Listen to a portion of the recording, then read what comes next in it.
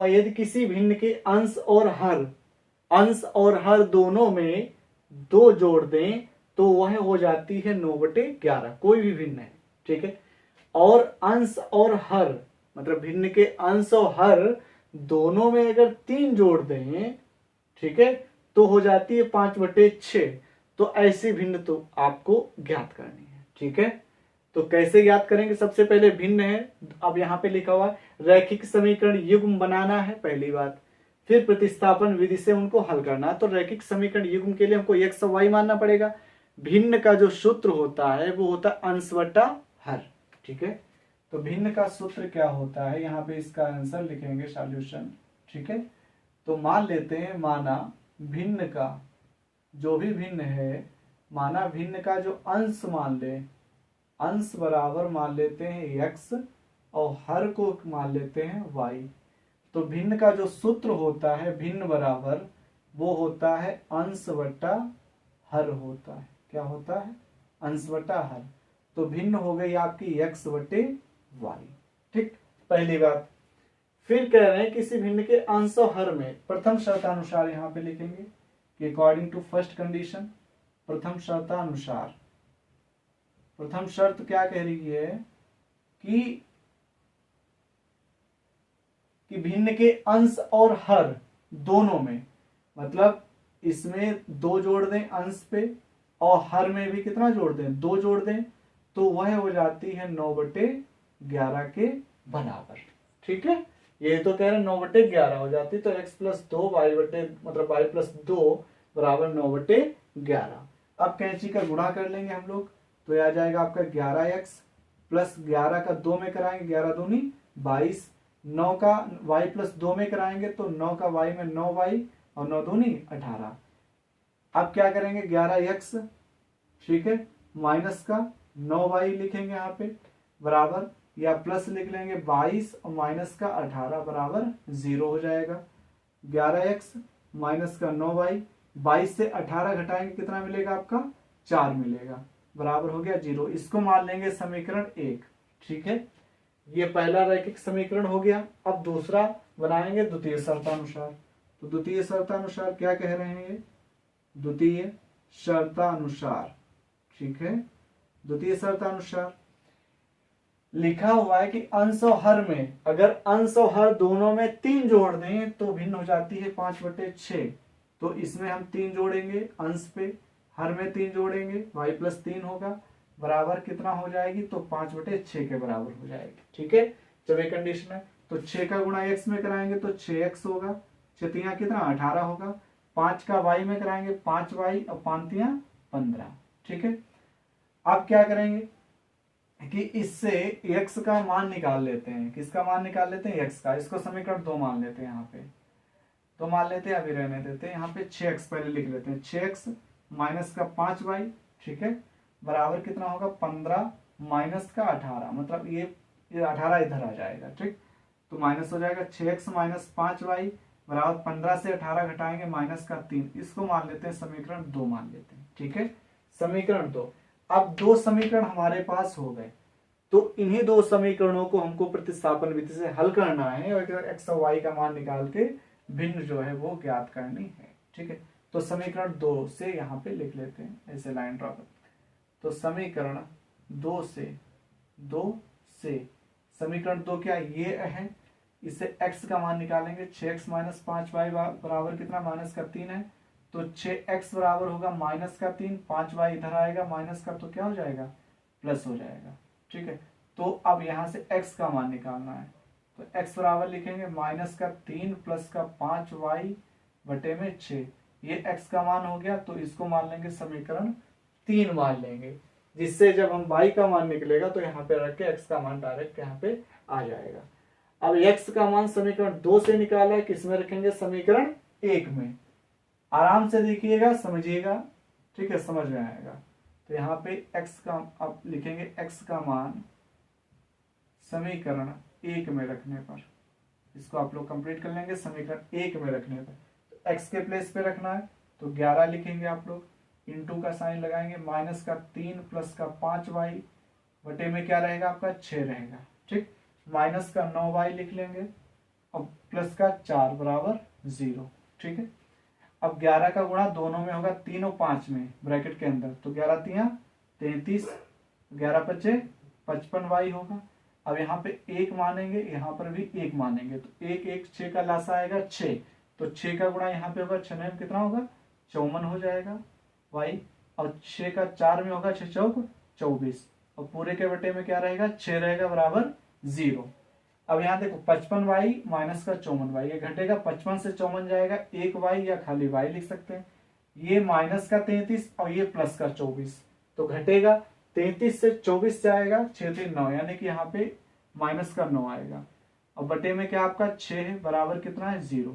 तो कैंची की गुणा कराएंगे तो 6 का 0 में कराएंगे तो क्या आ जाएगा 0, तो y बराबर आपका आ गया 9। कितना आ गया 9 हो गया y का मान। अब इस y के मान को हम लोग समीकरण 3 में रखेंगे और x का मान निकल आएगा। तो यहाँ पे हम लोग फिर से इस लाइन को ड्रॉ करते हैं, खींचते हैं, तो यहाँ पे लिखेंगे y का मान समीकरण, y का मान समीकरण किस में रखेंगे 3 में, किसमें 3 में रखेंगे यहाँ पे। तो x बराबर माइनस का 3 प्लस 5, y का मान कितना है 9 बटे 6, तो माइनस का 3 9 बचे हो गया आपका 45 बटे हो गया 6 x। तो 45 से जब 9 बचे 45, ठीक है, 45 से 3 को घटाएंगे तो कितना आएगा आपका 42। ठीक है, तो 42 बटे 6, 6 का 42 में कितनी बात 7 व 6 7 42, तो x बराबर कितना हो गया 7 हो गया। x का मान निकल आया, और ये किसका मान निकला y। हमको क्या ज्ञात करनी थी भिन्न, तो भिन्न हमने मानी थी x बटे y, तो भिन्न बराबर x बटे y, x का मान 7 और बटे में 9, तो ये हो जाएगी जो भिन्न ज्ञात करनी थी वो। ठीक है, तो हम लोग क्या करेंगे क्वेश्चन को पढ़ेंगे, उसके अकॉर्डिंग जो है चीजों को यहाँ पे करेंगे। फिर वही बात है कि आप जितना प्रैक्टिस करेंगे उतना आपकी गणित एकदम से स्ट्रांग होती जाएगी। ठीक है, तो भिन्न हो गया 7/9। अगर चेक करना तो आपको चेक भी कर सकते हैं कि जैसे 7/9 है फ्रैक्शन, यहाँ पे चेक कर सकते हैं, तो 7/9 भिन्न है। ठीक है, इसमें पहली कंडीशन क्या करें, अंश और हर दोनों में 2 जोड़ना है, 2 जोड़ दीजिए, यहाँ पे 2 जोड़ेंगे, यहाँ पे 2 जोड़ेंगे, तो 7 2 कितना हो जाएगा 9, और 9 2 हो गया 11, तो 9/11 कितनी भिन्न हो रही है 9/11। ठीक है, तो आप ऐसे आंसर भी चेक कर सकते हैं।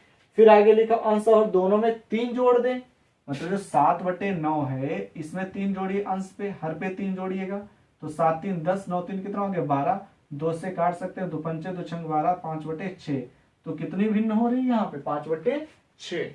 कहने का मतलब ये है कि आंसर बिल्कुल सही है, आप लोग भी चेक कर सकते हैं। ठीक है, जब भी एग्जाम्स में लगाइएगा, तो ये हो गया आपकी अभिष्ट भिन्न, तो ये क्वेश्चन भी आपका सॉल्व होता है। ठीक है,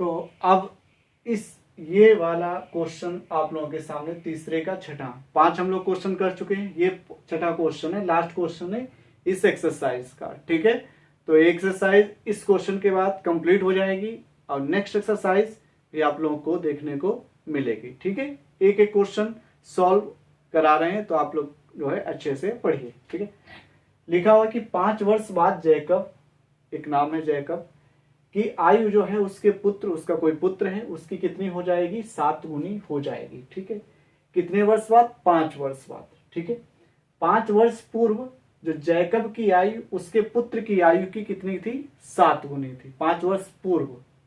ठीक है, उनकी वर्तमान आयु क्या है वो ज्ञात करनी। उनकी का मतलब एक तो जैकब, और दूसरी बात हो रही है यहाँ पे उनके पुत्र की। ठीक है, तो क्या करेंगे मान लेंगे, यहाँ पे इसका सॉल्यूशन लिखेंगे, तो मान लेंगे माना जैकब, जैकब व्यक्ति हैं, जैकब की वर्तमान आयु, वर्तमान आयु, ठीक है, वर्तमान आयु कितनी मान लेते हैं x वर्ष मान लेते हैं, वर्षों में आयु होगी। ठीक है, x वर्ष हो गई।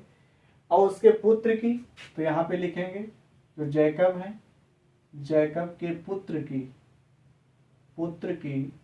जो वर्तमान आयु होगी, वर्तमान आयु वो कितनी है, मान लेते हैं y वर्ष है।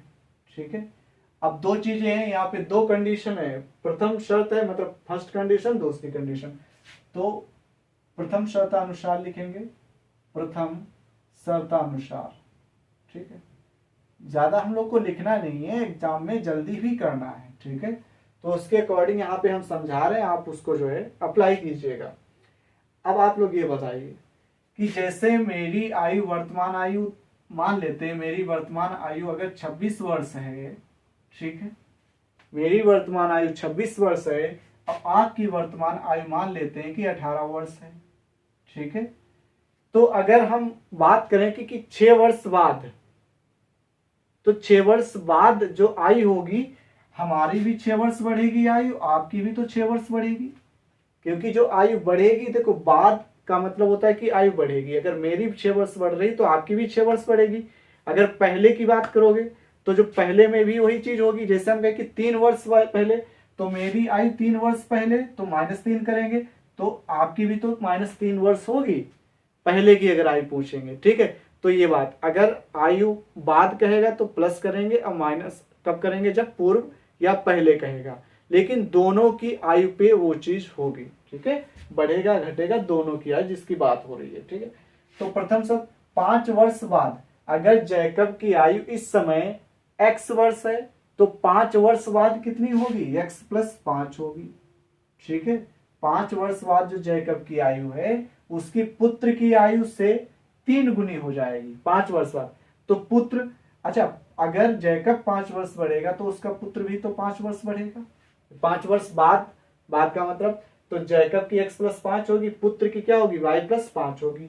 अब ये जैकब के पुत्र की आयु हो गई, उसके पुत्र की आयु से 3 गुनी, तो यहाँ पे 3 का गुणा कर देंगे। ठीक है, देखिएगा कि 5 वर्ष बाद जो जैकब की आयु है, पुत्र की आयु की 3 गुनी हो जाएगी। तो 5 वर्ष बाद जो पुत्र है वो भी तो 5 + 5 होगा, तो x + 5 y + 5, इसका 3 गुना जो है ये जैकब हो गया अपने पुत्र का। इसको सॉल्व कर लेते हैं हम लोग, तो x + 5 बराबर 3 का गुणा 3y, 53 15 हो जाएगा।